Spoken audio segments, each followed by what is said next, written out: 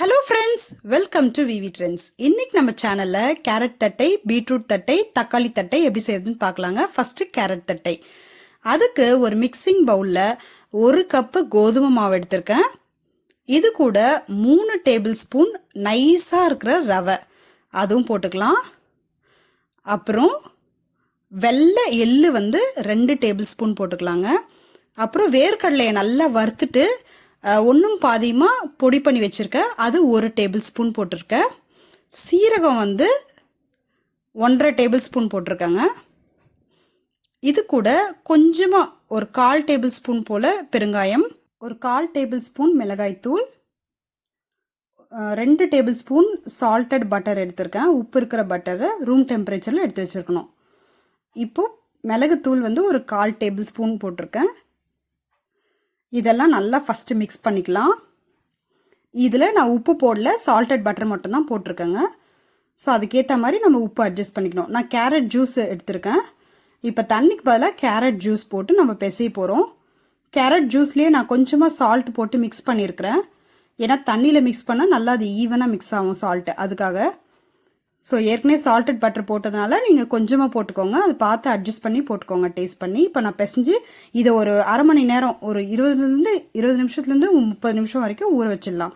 அதுக்கப்புறம் ஒரு பிளேட்டில் ஆயில் க்ரீஸ் பண்ணிவிட்டு ஒரு சின்ன பாலாக எடுத்து ஆஸ் யூஷுவல் நம்ம உருட்டுற மாதிரி நம்ம திரட்டுவோம் இல்லையா, சப்பாத்திக்கு அந்த மாதிரி திரட்டிக்கலாம். மெலீஸாக திரட்டிக்கோங்க. ஒரு ஷார்ப்பான எட்ஜஸ் இருக்கிற டம்ளர் வச்சு நான் ரவுண்ட் ஷேப் மாதிரி பண்ணியிருக்கேங்க. இப்போ பாருங்கள் எவ்வளோ மெலிசாக பண்ண முடியுமோ அந்த மாதிரி பண்ணி எடுத்து வச்சுட்டேன். இப்போ ஒரு ஃபோக் ஸ்பூன் வச்சு ஒரு ஜஸ்ட் அதை குத்தி விட்டுக்கோங்க. ஏன்னா நம்ம எண்ணெயில் போட்டால் அது எழும்பாமல் வறுக்கும். அதுக்காக நல்ல எண்ணெய் சூடு பண்ணிவிட்டு மீடியம் ஹீட் வச்சு அதை எல்லாமே ஃப்ரை பண்ணி எடுத்துக்கலாம். கொஞ்சம் கொஞ்சமாக போட்டு ஃப்ரை பண்ணி எடுத்துக்கோங்க. இந்த தட்டை நல்லா கிறிஸ்பியாக சூப்பராக இருக்குங்க. இப்போது இது கலர்ஃபுல்லாக நல்ல சூப்பரான தட்டை நம்மளுக்கு ரெடி ஆகிடுச்சு. இங்கே பாருங்கள், உடச்சா நல்லா கிறிஸ்பியாக இருக்குது. நெக்ஸ்ட்டு பீட்ரூட் தட்டை எப்படி செய்கிறதுன்னு பார்க்கலாம். அதுக்கு ஒரு சின்ன கப்பில் அரிசி மாவு அளந்து எடுத்திருக்கேன்.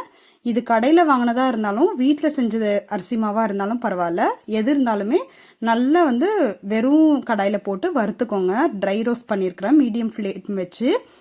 இப்போது அது கோடு போட்டு பார்த்தா நல்லா இப்படி இழுக்க வரணும், அதுதான் கரெக்டான பாதம். அந்த ஸ்டேஜில் அதை ஒரு மிக்சிங் பவுலில் வச்சு ஆற வச்சிடலாம். அப்புறம் அதே அளவு எந்த கப்பில் அளந்தீங்களோ அரிசி மாவு அதே கப்பில் வெல்லம் எடுத்திருக்கேன்.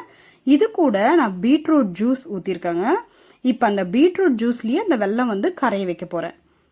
இந்த மாதிரி பண்ணால் சூப்பராக இருக்கும். நெக்ஸ்ட்டு இதுலேயே ஏலக்காய் தூளும் போட்டேன். இப்போது இந்த வெல்லத்தில் இருக்கிற டஸ்ட்டு எல்லாமே ஃபில்ட்ரு பண்ணோம் இல்லையா, ஸோ இது நல்லா கரைஞ்சிட்ட உடனே அந்த வெல்லம் அந்த பீட்ரூட் ஜூஸில் கரைஞ்சிட்ட உடனே அதை நல்லா ஃபில்ட்ரு பண்ணி எடுத்துக்கலாம். ஸோ அந்த பீட்ரூட் துண்டு எல்லாம் வெள்ளத்தில் இருக்கிற அழுக்கு எல்லாமே வந்துடும். ஸோ இந்த மாவு நல்லா ஆறின உடனே இதில் ஒரே ஒரு டேபிள் ஸ்பூன் வெள்ளை எள்ளு போட்டிருக்கேன். ஒரு சின்ன பிஞ்சு அளவுக்கு சால்ட்டு, இந்த ஸ்வீட்டை தூக்கி கொடுக்கறதுக்காக அதை போட்டு நல்லா மிக்ஸ் பண்ணிக்கலாம். இப்போது இதை மிக்ஸ் பண்ணிவிட்டு அதுக்கப்புறமா நம்ம இப்போது பீட்ரூட் ஜூஸ் ஃபில்ட்ரு பண்ணியிருக்கோம் இல்லைங்களா, அதை ஆற வச்சு அதையும் ஊற்றிக்கலாம்.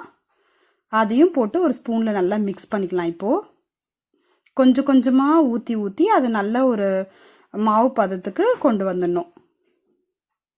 உங்கள்கிட்ட வெள்ளை எள்ளு இல்லைன்னா கருப்பு எள்ளு கூட சேர்த்துக்கலாம். இப்போது இதை நல்லா மிக்ஸ் பண்ணிவிட்டு இங்கே பாருங்கள், இந்த அளவுக்கு மாவு பிசைஞ்சு ரெடியாக எடுத்து வச்சுருக்கேன். இது ஊற வைக்கணும்னு அவசியம் இல்லை, அரிசி மாவு தானே, கோதுமை மாவு தான் ஊற வைக்கணும். இப்போது ஒரு கவரில் ஆயில் க்ரீஸ் பண்ணிவிட்டு சின்னதாக ஒரு பால் மாதிரி உருட்டிட்டு அதை அழகாக தட்டிடலாம். தட்டை ஷேப்பில் ரவுண்ட் ஷேப்பில் தட்டிடலாம். இப்போ இதை தட்டிட்டோன்னே அதே மாதிரி எல்லா தட்டையும் நான் ரெடி பண்ணி வச்சுருக்கேன். இப்போ ஆயிலில் போட்டு ஒன்று ஒன்றா ஃப்ரை பண்ணி வச்சுக்கலாம். ஒரு 3-4 போட்டு நல்லா பேட்ச் பை பேட்சாக பொரிச்சு எடுத்துக்கலாம். இது உங்களுக்கு கரெக்டாக பீட்ரூட் கலர்லலாம் வராது, ஏன்னா நம்ம வெல்லம் போட்டிருக்கோம் இல்லைங்களா, அதனால கொஞ்சம் கலர் கொஞ்சம் டார்க் ப்ரௌனில் தான் வரும். உங்களுக்கு வேணான்னா நீங்கள் அப்படியே அந்த வெல்லத்துக்கு பதிலாக நீங்கள் சக்கரை பாகில் கூட போடலாங்க, அது கூட நல்லாயிருக்கும். இதுவும் நல்லா கிறிஸ்பியாக இருக்கும், சூப்பராக இருக்கும் இந்த தட்டையும். நெக்ஸ்ட்டு தக்காளி தட்டை எப்படி செய்யறதுன்னு பார்க்கலாம். அதுக்கும் அதே மாதிரி தான் 1 கப்பு அரிசி மாவை சின்ன கப்பில் அளந்து எடுத்திருக்கேன். அதையும் நல்லா ட்ரை ரோஸ்ட் பண்ணியிருக்கிறேன்.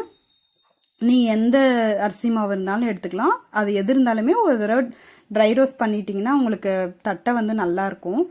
ஸோ இந்த மாதிரி வறுத்துட்டு மெதுவாக லோ ஃப்ளேமில் வச்சு வறுத்துட்டு இந்த மாதிரி கொஞ்சம் கோடு மாதிரி இழுத்து பாருங்கள், உங்களுக்கு நல்லா போட வரணும். இந்த ஸ்டேஜில் அடுப்பை ஆஃப் பண்ணிவிட்டு அதை மிக்சிங் பவுலில் கொட்டிடலாம். அந்த அரிசி மாவு கொஞ்ச நேரம் ஆறட்டும். அதே பாத்திரத்தில் 1.5 டேபிள் ஸ்பூன் உளுத்தம் பருப்பு எடுத்திருக்கேன். அதை வந்து நல்ல மெதுவாக கலர் வந்து மாறாத அளவுக்கு நல்லா ட்ரை ரோஸ்ட் பண்ணி எடுத்துக்கலாம். பாருங்கள், இந்த அளவுக்கு ட்ரை ரோஸ்ட் பண்ணோம். இதை வந்து நல்லா அரைச்சி எடுத்துன்னு வந்துட்டேன். நல்ல அது சூடு ஆறணுன்னு அரைச்சி அது ஒரு 2 டேபிள் ஸ்பூன் வந்தது. அதையும் அந்த அரிசி மாவுலேயே போட்டுட்டேன். இது கூட அன்சால்டட் பட்டர் எடுத்திருக்கேன். அது ஒரு 2 டேபிள் ஸ்பூன் வர அளவுக்கு போட்டிருக்கேன். இந்த பட்டர் போட்டால் உங்களுக்கு நல்ல டேஸ்ட் இருக்கும், நல்லாயிருக்கும். அது கிறிஸ்பியாகவும் இருக்கும், நல்லாயிருக்கும். ஸோ இந்த பட்டர் வந்து ரூம் டெம்பரேச்சரில் இருக்கிற மாதிரி பார்த்துக்கோங்க, அப்போ தான் அது க்ரஷ் பண்ண வரும். இது கூட 1/2 டேபிள் ஸ்பூன் வெள்ளை எள்ளு போட்டிருக்கேன். அப்புறம் சீரகம் 1 டேபிள் ஸ்பூன், ஒரே ஒரு பிஞ்சு அளவுக்கு பெருங்காயத்தூள் போட்டிருக்கேன். ஒரு 1/4 table spoon red chilli powder, மிளகாய்த்தூள். அந்த ஃப்ளேவர் நல்லா தூக்கி கொடுக்கறதுக்காக அந்த ரெட் சில்லி ஃப்ளேக்ஸ் கொஞ்சம் போட்டிருக்கேன். அப்புறமா இந்த 1 பாதியமாக அரைச்ச பீனட்ஸ் பவுடர், அதாவது வேர்க்கடலை தூள் வந்து 2 டேபிள் ஸ்பூன் போட்டிருக்கேன். அதுக்கப்புறம் கடலைப்பருப்பு ஒரு 2லேருந்து 3 டேபிள் ஸ்பூன் ஒரு 20 நிமிஷம் ஊற வச்சு அதை போட்டிருக்காங்க. இது எல்லாமே போட்டுட்டு இது கூட டொமேட்டோ ஜூஸ், தக்காளியை வந்து அரைச்சி எடுத்திருக்கேன். ஒரு தக்காளி, பழுத்த தக்காளியை அரைச்சி அந்த ஜூஸையும் போட்டுறேன். இப்போ தண்ணியில் வந்து சால்ட்டை போட்டு கரைச்சி அந்த சால்ட் வாட்டரும் போட்டு கொஞ்சம் கொஞ்சமாக ஊற்றி பிசைஞ்சிக்கலாம். ஸோ நல்லா வந்து மாவு பதத்துக்கு பிசைஞ்சு இப்போ தனியாக எடுத்து வச்சிட்டேன். இதுவும் ஊறணும்னு அவசியம் இல்லைங்க, அரிசி மாவுன்றதுனால. இதில் எல்லா தட்டையுமே வந்து ரவுண்ட் ஷேப்பில் தட்டி ரெடியாக வச்சுட்டேன். இப்போ இது எல்லாமே வந்து மீடியம் ஹீட்டில் வச்சு ஃப்ரை பண்ணிக்கலாம். இதில் வந்து நீங்கள் பூண்டு சேர்க்குறதா சேர்த்துக்கலாம், இல்லைன்னா நீங்கள் வந்து நம்மளோட சாய்ஸ் தான். கருவேப்பிலை இருந்துச்சுன்னா அதை க்ரஷ் பண்ணி சேர்த்துக்கலாம், அதெல்லாம் நம்மளோட விருப்பம்தான். பாருங்கள், இந்த தட்டையும் சூப்பராக இருந்ததுங்க, நல்லா கிறிஸ்பியாக இருந்துச்சு. இது எல்லா ரெசிபியுமே நீங்கள் செஞ்சு பாருங்கள், இந்த எல்லா மெத்தடுமே. உங்களுக்கு இந்த வீடியோ பிடிச்சிருந்தா மறக்காமல் VVTrends சேனலுக்கு சப்ஸ்கிரைப் பண்ணுங்கள், எல்லாருக்கும் ஃபார்வர்ட் பண்ணுங்கள்.